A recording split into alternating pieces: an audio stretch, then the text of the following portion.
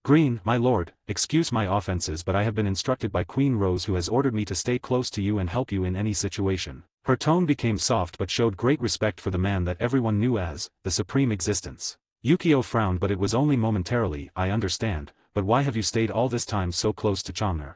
Green looked sideways at Chang'er, who was watching her somewhat worried. She could not help but lift the corners of her lips in a smile. That's because I have seen the future, and I have decided to protect certain things. Yukio, I see.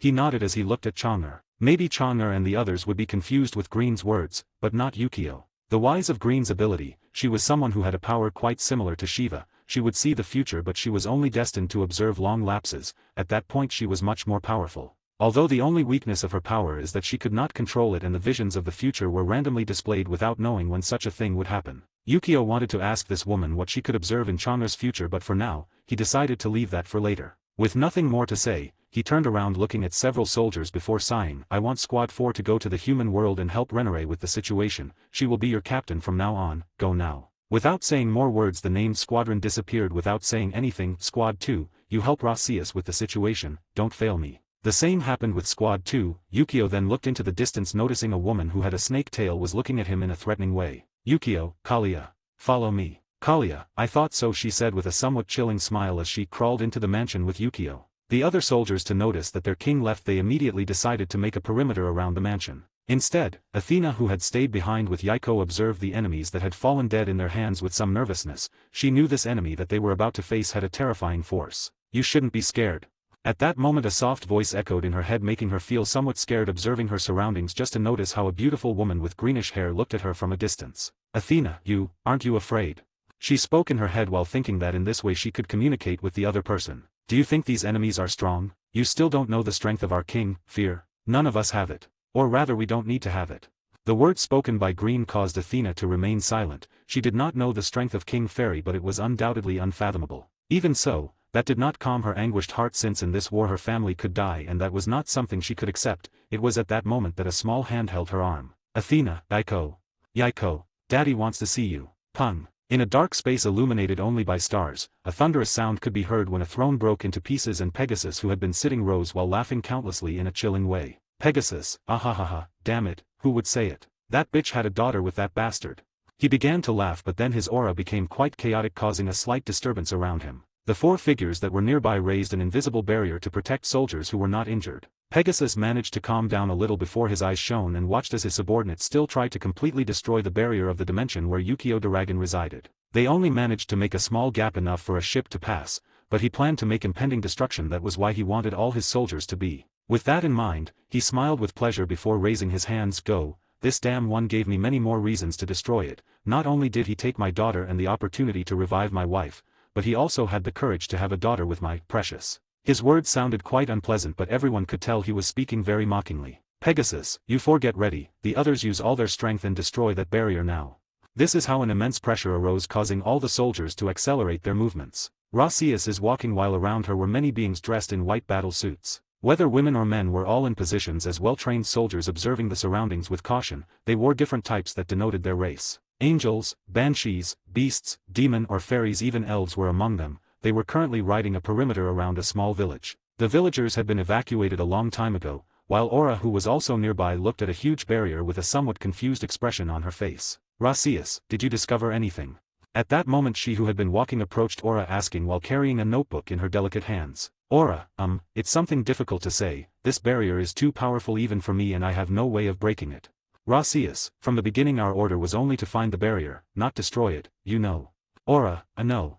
She replied curtly before walking away and sighing, looking away. Rosweise did the same, noticing how a beautiful woman was standing in the sky looking down with a somewhat indifferent look. At that moment another flash was present and another woman appeared in the air. Both women were redheads with very voluptuous bodies and made men feel dry, but these men looked away because they knew that these two women were not to be appreciated by them. Great Red, what are you doing here? Tgrade. She who had been looking at the barrier indifferently turned her eyes to Tgrade. Tgrade made a somewhat nervous expression before smiling. I am free now. Where I decide to go is my problem now. Besides, you are about to free Trihexa, so I wanted to know what had been of his life. Great Red sighed and decided to ignore her. She had a great conversation with Tiamat last time and she felt quite frustrated. It was because Great Red had come to have feelings for Yukio but did not know how to express them. After all, she lived her whole life looking for fights. She didn't know romance and much less the way to confess. knowing that she decided to go to safety. Eyes. Or possibly she could also ask Rias Gremory somehow. With that in mind, she extended her hands to the barrier before speaking softly. Great Red, void disintegration. As a transcendent and a very good space traveler, it was not very difficult to learn this powerful skill. At that moment the barrier began to crumble while the nearby space seemed to be cut and begged repeatedly as if some world mistake was detested and wanted to be eliminated. In just a few seconds that powerful barrier had disappeared, leaving Aura with some disgust. It was because she had previously thought that this barrier was powerful, but now Great Red got rid of it easily. Rasius, the power of transcendence is really something very unfathomable. Aura could only make a settlement with a complex expression on her face and then took a step towards the place that was being blocked by the previous barrier, but at that moment a huge roar was present. ******. That powerful roar caused Aura to stagger as she covered her ears with pain. Rasius was also the same. Just when Aura wanted to protect herself with her mana, she glimpsed from the corner of her eye as something approached at great speed towards her. It was only a few seconds before she could realize that it was a gigantic tail that is about to hit her, and she becomes paled. Pung. She had closed her eyes and she waited for the blow, but it never came. She opened her eyes slowly just to observe how Great Red stood in front of her, stopping the advance of the great tail with only her hand. Great Red. Yukio would bother if you end up hurt because of me, you know. It was the only thing she said before disappearing, and soon a thunderous sound was heard in the distance causing tremors. Aura just stayed there while the previous words had still been in her head. Would he bother if I were hurt? She felt very confused because she didn't know what to think. Rasius, Aura, what are you doing? We have to go, come now. She quickly pulled Aura's arm as they walked away. Aura nodded before also running behind Rasius. Great Red circled the air while a large tail passed by her with only a few inches. She smiled as she reached out and clung to one of Trihexa's heads before hitting it against the ground, creating countless cracks beneath. Trihexa, what do you think you are doing? You. Great Red, I will not let you use all your power. Idiot. She kicked him and sent him flying a few meters in the air and then disappeared with great speed. Trihexa was too confused. It was because Trihexa didn't know how Great Red could repress all his powers so easily. Just when he thought about it, he felt a powerful blow to his neck. Trihexa, ugh. Great Red, do you intend to listen to me now? Trihexa, are you crazy? You haven't even spoken to me until now, you just attacked me without saying anything. He defended himself while using one of his claws to crush Great Red, but Great Red simply dodged and kicked him again in the chest, causing him not even to have time to cover himself. Pang! With another blow, his huge body wobbled back while his head felt so dizzy right now. Great Red, I think you're right, it's your fault for attacking directly without even introducing yourself. Trihexa, what did you expect? I thought you were that damn god again who came here to bother me. I've been locked up here for millions of years. It's obvious that I wanted to escape. Great Red, you're locked up because you caused a lot of damage, you know. Trihexa, I regret that, okay. I'm tired of being here all this time. Great Red raised an eyebrow and descended to the ground while looking at Trihexa with curiosity. Trihexa, noticing that he would not be attacked anymore, with a relieved sigh before looking at Great Red with confusion. Why are you using a human form? It is also quite surprising that you can fight against me in that way. Why do I not feel the power coming from you? He asked questions very quickly with curiosity but also with caution. Great Red let out a proud laugh before waving his hands and causing a huge explosion in the distance. Great Red, I came to transcend, I am no longer bound to this world and my power goes beyond your limitation, you know. Trihexa was speechless. He was a being who clearly knew what transcend meant. It was because he had a friend many years ago and that friend transcend. Trihexa, you, how did you do that? Great Red inflated her chest, even more, causing it to bounce. It's for my beloved. Trihexa, beloved. He frowned and sniffed, but there was no distinctive smell in Great Red. Great Red blushed because she knew her statement sounded very stupid since she had not even been touched by Yukio, but she was also furious. HMPF. My beloved was the one who helped me transcend and sent me to look for you to join our cause. Trihexa stopped sniffing Great Red before looking at her confused. Your cause? What are you talking about now? Great Red, we want you to participate in this war. My beloved has said that if you fulfill your part of the deal then he will fulfill your greatest desire. Trihexa, greater desire. Great Red, guess you have at least one, right?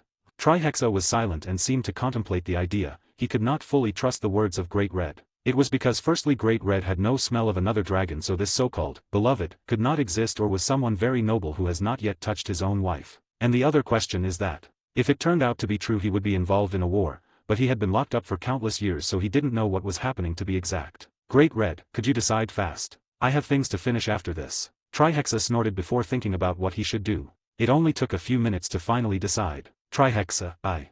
In a room of the mansion of Godi I-13, you could see a figure sitting behind a desk while writing some papers. There were about 5 beds nearby while the curtains were open letting the sunshine in. The man sitting behind the desk was Yukio, who had been writing some formations and spells preparing for whatever was coming. At that moment the door of the room opened slowly while a little girl stuck her head. Yaiko, Daddy.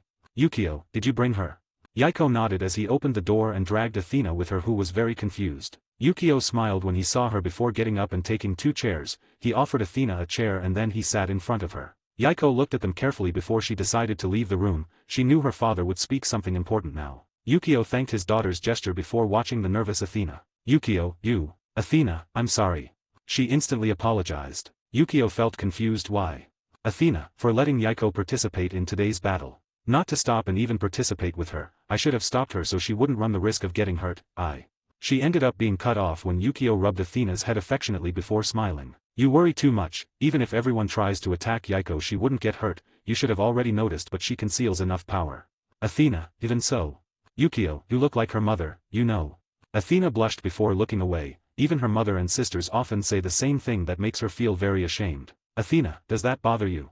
She said softly as she looked at the floor. Yukio shook her head. No, it doesn't bother. It's something nice and I appreciate it. I know you try to take care of her and she also tries to take care of you. Although I don't understand how you got to become friends, you two appreciate her friendship and wish you could stay by her side for all life. Athena, all life? She was somewhat stunned as her cheeks turned red. Yukio, yes, if only you could stay with her all her life, I would be very happy having you there for her. Athena, that. Yukio, are you willing to be trained by me? Athena, excuse me. Yukio, I want you to become a transcendent so you can travel with Yaiko to different dimensions. Do you want it? Athena, I want to train with you. She looked quite expectant. She liked powerful warriors and she wanted to be very powerful. Being trained by the most powerful man in the world clearly would move her too much. Yukio smiled before handing Athena a paper. I'm going to look for you tomorrow. When this paper shines, it will mean I'm looking for you. Do you understand? Athena nodded repeatedly as she took the paper in her hands as if she was afraid of losing it. Yukio smiled before telling she could leave. When Athena left the room, she let out a sigh while her heart pounded fiercely. I want you to stay with her for all her life. With that in mind, I could be happy. Those words caused Athena's mind to go blank. Was King Fairy making up his love? Athena felt very ashamed. She didn't know anything about romance. Did she hurt the Fairy King's feelings by not responding? She didn't know, and without being able to do anything decided to leave for now, but something was certain and she would try to ask her sisters about this. Yukio, who was now sitting at his desk sneezing without understanding what happened. At that moment something thick, soft, and white rolled around his waist while a couple of mountains clung to his back seductively. Kalia, Fairy King. Yukio, I want you to release me. Phenomenon. Kalia. Underscore.